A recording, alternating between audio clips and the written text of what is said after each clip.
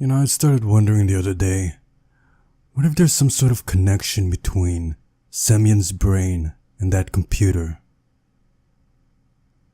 I can't remember exactly what it was that made me think that maybe there's some sort of connection. But I think of it this way. What if the static in the computer represents the confusion going through his head? He's in this strange place. He's in this strange time. How would that look like? Maybe like static. And then once I got to Lena's route, I guess you could call it, or Lena's part of the story, she started appearing in front of the computer. What if that's like Lena overtaking his thoughts? Like everything else, how he got there, why he's there, everyone and everything else in the camp and the camp itself. All the thoughts of confusion, of not knowing where or when he is, took a backseat to his feelings for Lena, his thoughts for Lena. I don't know, I can't help but feel like there's something to that computer. And then there's the ending, where it's telling him to wake up. What could it all mean? Hold up, so Semyon just said something interesting.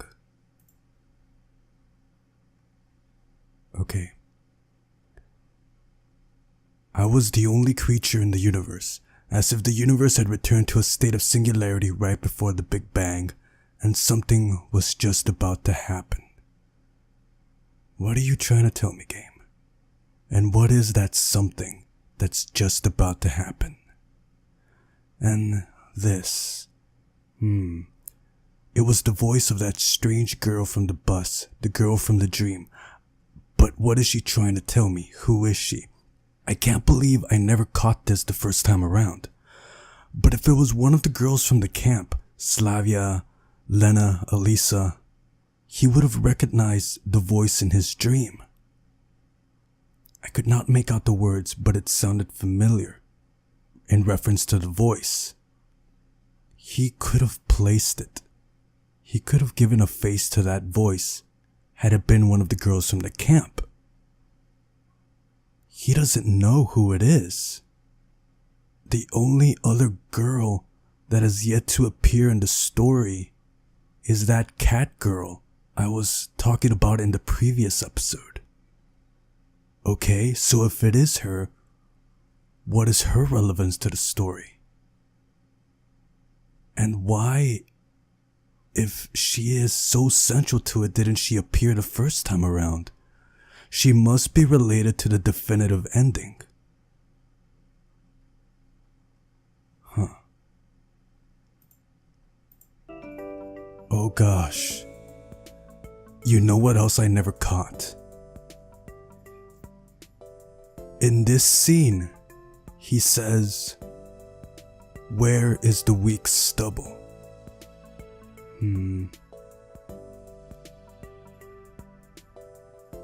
Where did the weak stubble go? That's right, at the beginning of the novel, he has facial hair. And of course, now that he's quote-unquote back in time, he doesn't. However, in that final scene of the first read-through, when he's in the bathtub, he doesn't have that facial hair. He looks like this. And if he had gone back to his own proper time and place, why didn't he have his facial hair back? Why did it still look the same?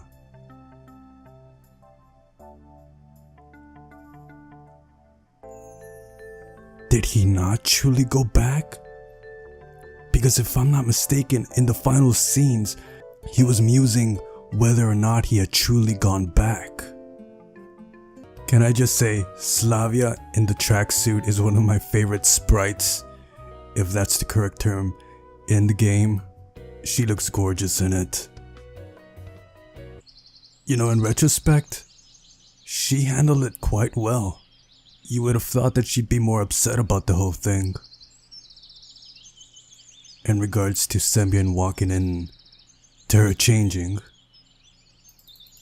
I hope that after your term here is over, you'll keep the most pleasant memories about our camp. Memories that will last your whole life.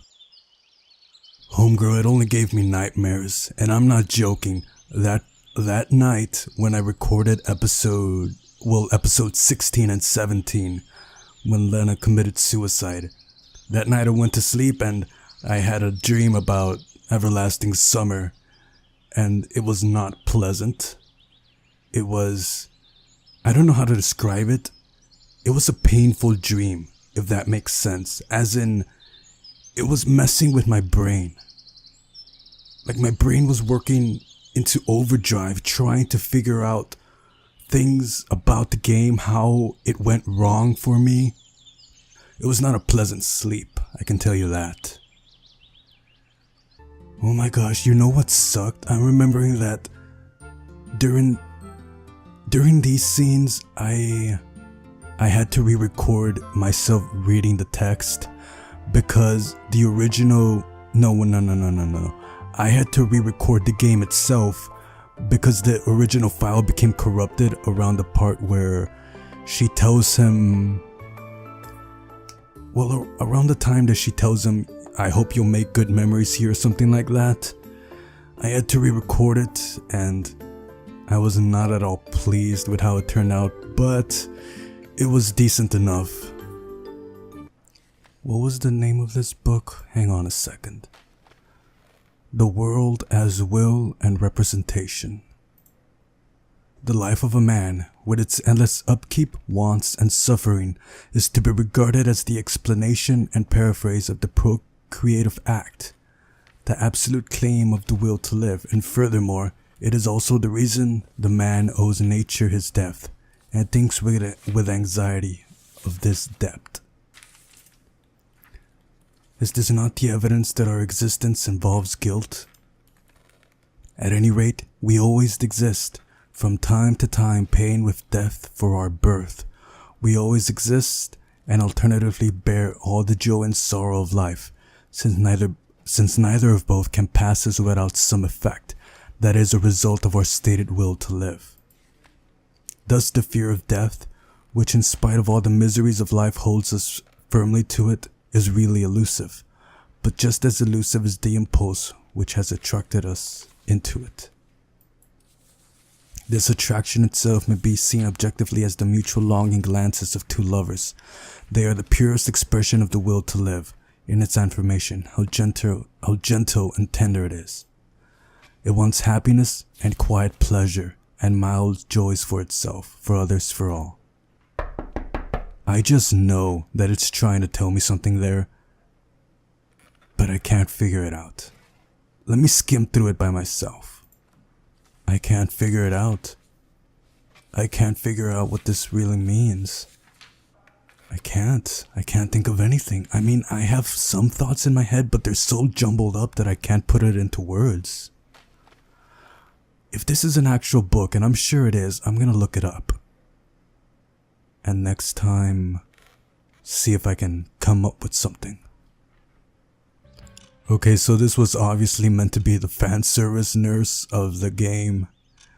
Yeah, she was so hella over the top with the way she talks and the way she stares at the player. Yes, this part. You know, up to now, Elisa was an annoyance to me, albeit a funny one.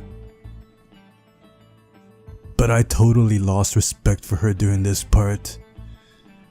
I don't think I ever found out what the relevance was that Lena showed up in this part. Right before you're given the choice to bet or not bet, she shows up and Elisa kinda dismisses her, and I think Lena goes inside.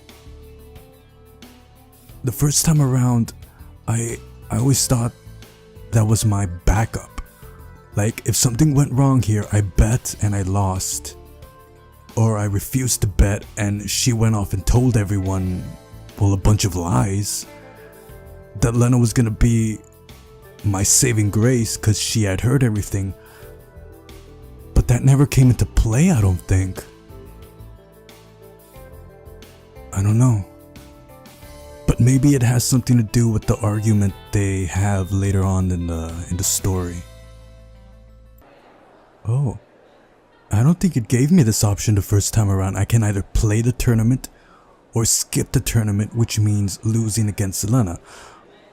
Which, if I remember correctly, is what I'm supposed to do, right?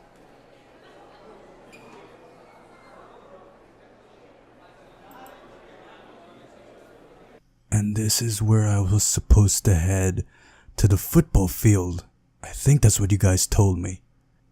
Oh, so this is gonna be a whole new scene.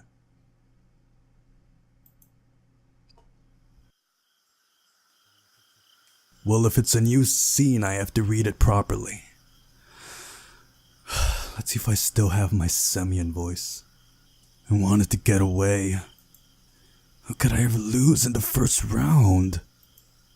There was no excuse for me. The sports ground seemed to be the best place to go, to be alone at the moment. Who would think about playing soccer in the evening? I sat down on a bench near the pitch and started to think about what had happened. Suddenly from the volleyball field side, I started hearing sounds that seemed to me like sounds of rasping or whistling. Turning, I saw someone desperately swinging his hand. Who was he gesturing to? To my astonishment, it was Lena. She was throwing the shuttlecock up in the air and attempted to strike it with the racket. Oh my gosh! Yes! During like the second to last episode, she was playing or trying to play whatever it's called, racquetball, badminton, that. Okay, I see now. However, to be really honest, she sucked at badminton. I was just watching for a while, but then decided to go up to her. I went around the volleyball court and got inside so that she could see me. Lena was as timid as a deer, so I'd rather not repeat previous mistakes. Hi. She glanced at me and immediately hid the racket and the shuttlecock behind her back. You like badminton? Not really. I see you're not really getting it. Maybe you want some help? To tell the truth, I was not very good at badminton, but just like any other child, I used to play it from time to time. Let me show you. Thank you. She blushed. I want to join the badminton team, but I don't see it happening, really. I can't remember how I did her voice. It's gonna sound so different, I know. Wouldn't even try today, but... She looked up at me. I never have any luck at cards. It seemed like I was on fire today, so I thought it could be the same with badminton. After these words, I realized that losing to Lena is doubly upsetting. Why? I would never think of you as being so keen on sports. Oh, she blushed again. Oh, excuse me. Come on, let me show you. I took the racket, threw the shuttlecock up in the air and struck it with such strength that it flew over the fence and got lost among the trees. Oh, I'm sorry. Wow, didn't expect that from myself. Never mind. Although, it was the last one. The last one? Let's go and get it. Better not. There's... in the forest... What's in there? A goblin? I laughed out loud. There's gonna be a goblin later on, isn't there? Maybe. It seemed like I was the only one joking around. Whoa. What do you mean maybe, homegirl? Huh. There's no one there to be afraid of. Come on.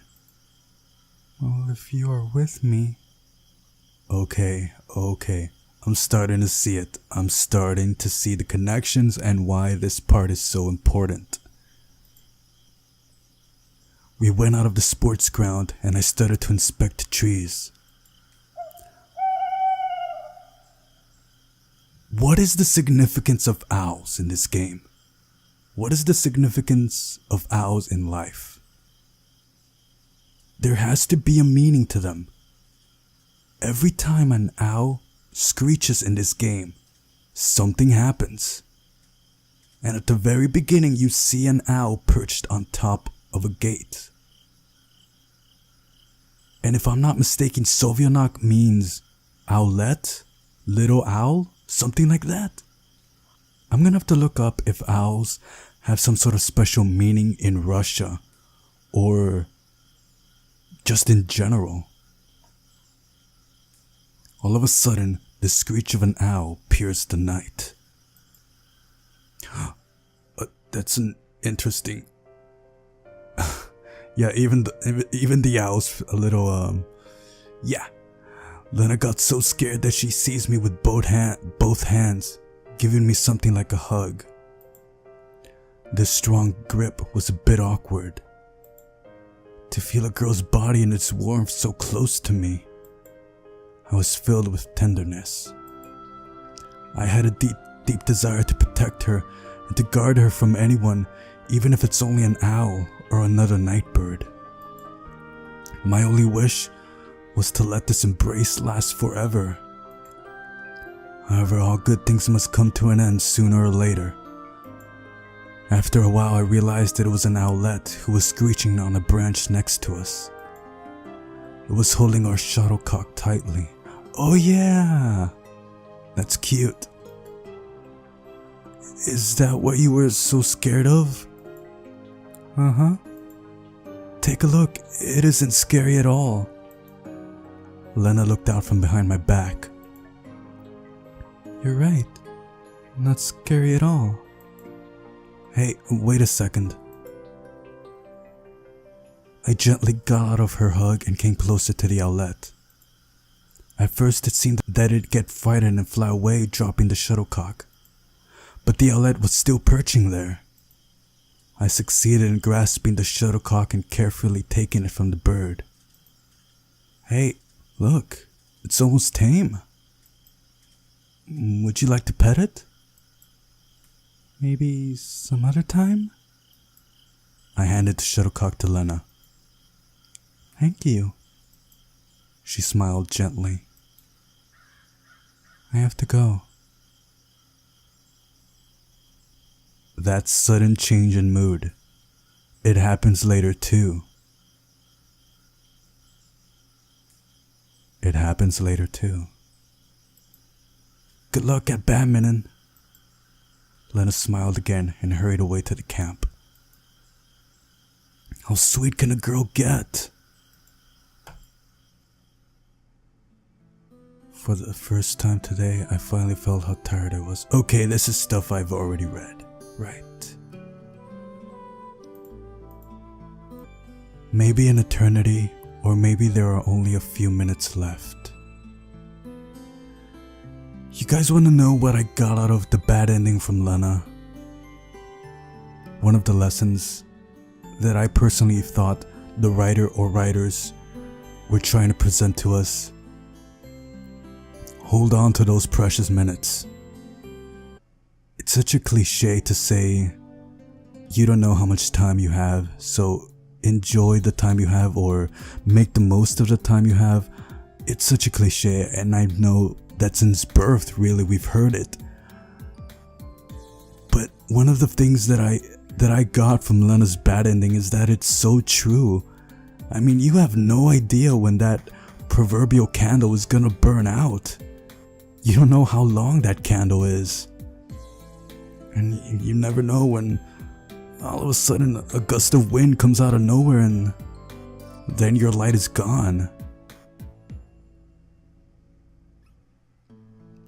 I don't want to get too personal, but I've experienced that firsthand. Having someone here 1 minute and then the next day they were gone. Man, it killed inside. Nothing in the world can prepare you for something like that. So for those of you watching, listening, take it from me. Hold on to those precious minutes we're given. And hold on to those precious people that we're given. Even if we only have a few people in our lives. Yeah, I don't know. But thank you guys for watching on episode 20.